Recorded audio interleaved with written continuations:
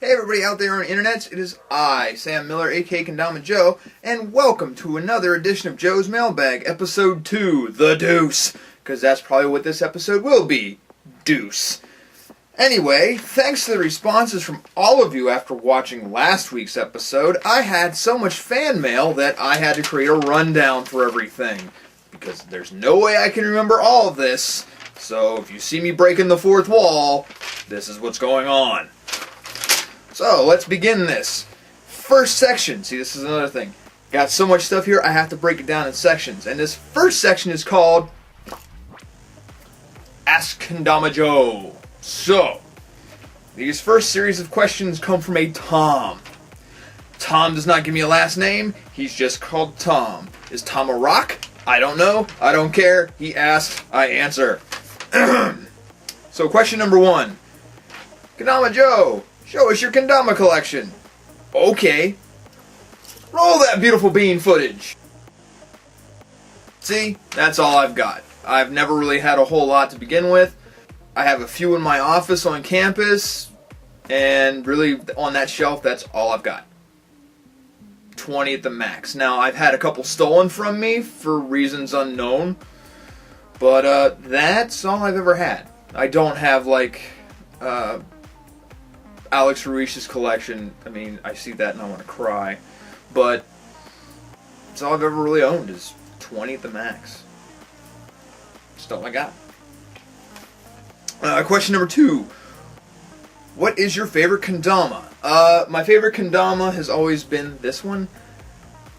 I want to call it a Shin Sakura to save my life, because I always remembered that I named it Sakura on the back as well. For reasons when I first started playing Kendama, and I found out that this brand no longer exists, so, or at least not to my knowledge. I'm probably wrong. I'm constantly wrong. The internet will prove me that I'm wrong, so I will just go with that. I will call this a Shin Sakura. It's got a purple sticker, JKA approved. You can, all of you Kendama files can correct me all the time if you want. That's totally fine. But this has been my favorite, because this is the one that I learned stilts with, and I've always liked the way it felt. And I don't actually use this one too much because I found out that it's no longer in production, as far as I know, and I love it. So yeah, that's the one I love the most. The one that I currently love, that I use more often, is this monstrosity. Custom made. My landlord is also a carpenter, and I wanted to mix the Yumu with the 5-cup, and we've decided to make this. And I do have enough pegs to make this, to fill up all these holes, so this becomes 6-peg death, and it's really hard. You probably saw me play this in Kendama Joe Edit 11. Really fun thing, very frustrating just to do simple stuff with it, but that's part of the challenge, and that's why I like it. So this is currently my favorite. Alright, third question. What is my favorite trick? I've always loved spacewalks and variations of spacewalks, and I don't even know what the name of the trick is called. It's where the Kendama will actually twirl around your hand, so you might have it near Tama at one point, and it'll swing it around in your hand, and it'll be to the stick. I don't know the name of that. I've always called it a hand twirl. It's what I call it. It's what I like. I don't know, just part of me. And finally from Tom, when are you going to do tutorials? I used to do tutorials all the time. My How to Play Kendama series is on YouTube. The other half of it, because I actually had about 17 or 18 episodes, the other half of them were on Blip, but Blip got rid of them. And I don't think I have the footage to those anymore. I mean, I could really look hard, but I severely doubt they exist. So, here's what I'm proposing. I do have a Kendama Joe Facebook. It's been there for a while, but I never really used it. So, if you really want one, I'll think about it, but there's got to be a huge list of requests for it. And maybe I'll think of it. So, go like, comment, and subscribe on here and on Facebook, because that's what you do. Oh my god. And I will consider that. The link to that Facebook page will be below, as well as the contact information for all this. So if you ever want to ask me a question, that's all down here below as well. Okay, the next 2 questions come from Jake Fisher. I think he's kind of important. I don't know. He asks, when do I have time to play Kendama? Which is a really good question, because if you've been following my life, and I do know there are a few that have, for reasons that escape me, I'm a PhD student, I teach class, I take classes, I do my research, and I do a lot of other things. I usually spend 60 hours a week on campus, and so I rarely have time to play Kendama. I actually have to schedule and carve in a time to actually play. I mean, on occasion I'll play like 5 minutes in my office just to get my brain away from whatever I'm researching. But for the most part, like if I really want to seriously do something, I need to carve out a special time with me in my wood, and I can play. Like Kendama Joe at 11 is a great example. That was the result of maybe 6 Saturdays that I could carve out like 3 or 4 hours. Kendama Joe 10 was actually 3 weekends. That was it. That's all I had, and that's what I made it work. Don't ask me how I did it. His second question is, have I ever tried a Zen Kendama Kendama? The answer is no, I haven't. Basically what I have is what I have. Most of those are JKA certified classics like TK16s, Mugans.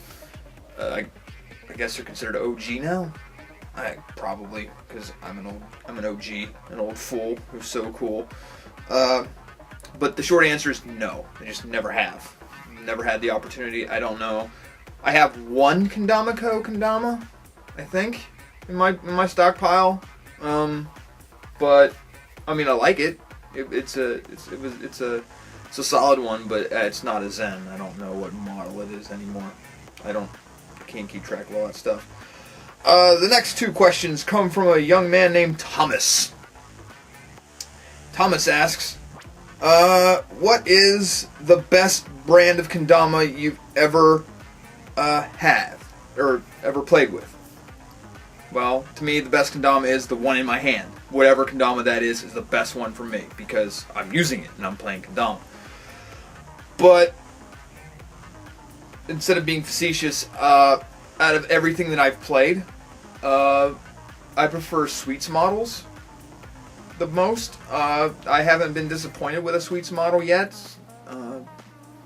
Whatever Matt's doing is awesome, but that's what gets him through, because he makes all his stuff, from what I've seen, in his basement.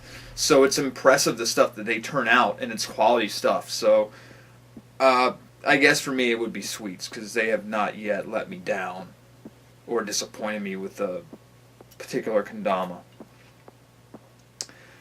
The next question.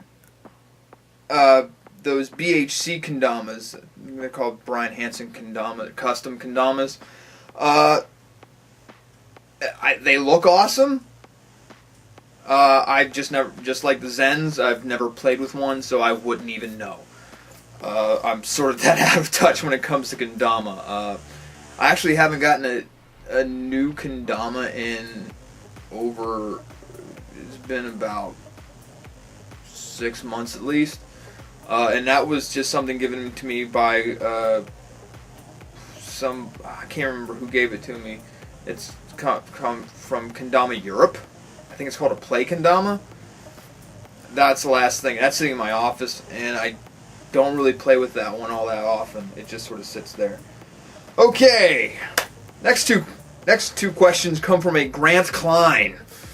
Grant asks, do I prefer natty or paint? I've only got one natty, and this is it. But I would prefer paint.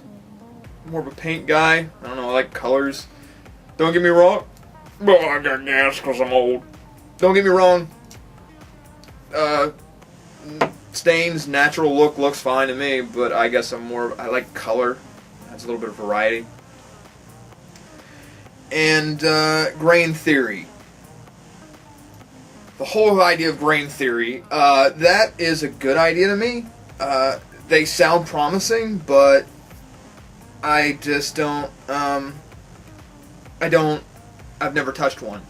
It's just like the Zen, it's just like everything else here, I've just never touched it. So I can't tell you what it's like.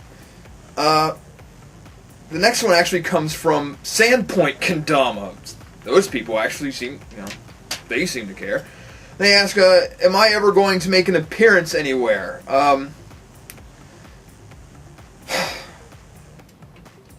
Appearances. I've only made, I guess I've made appearances 3 times, and they've all happened in Minneapolis because I live a couple hours away now.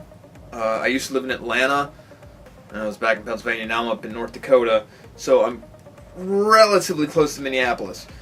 And that's only because Matt from Sweets invited me. Or actually, I would just show up because it was like, oh, hey. Because believe it or not, it had been 4 or 5 years since I started playing Kendama that I was actually around another human being who played Kendama. Like, I've never been around other people that play Kendama. And when I went to my first one, and there was more than 10, I couldn't even, I was like, I can't believe this is going on. I'm not that big on appearances because of my schedule. It's not that I'm antisocial, which I sort of am because of what I do, but I'm just not big on it. The last appearance that I did was the MKO last fall, which was nice. It's nice to talk to a bunch of people, especially guys that I've seen on YouTube that are amazing, that I would actually consider better than me, because there are plenty who are better than me. And it's very odd to have them talk to me like I'm some sort of great thing. I'm just a dude. I know I put on this facade of being an egotistical maniac, but really I'm not. And it's very humbling that, the guys come up to me, like Sam Merkel. He, for whatever reasons, worships me, and I appreciate it, but it's like, I'm just a dude. And I hope he's learned by now that I'm just a dude. We've hung out enough.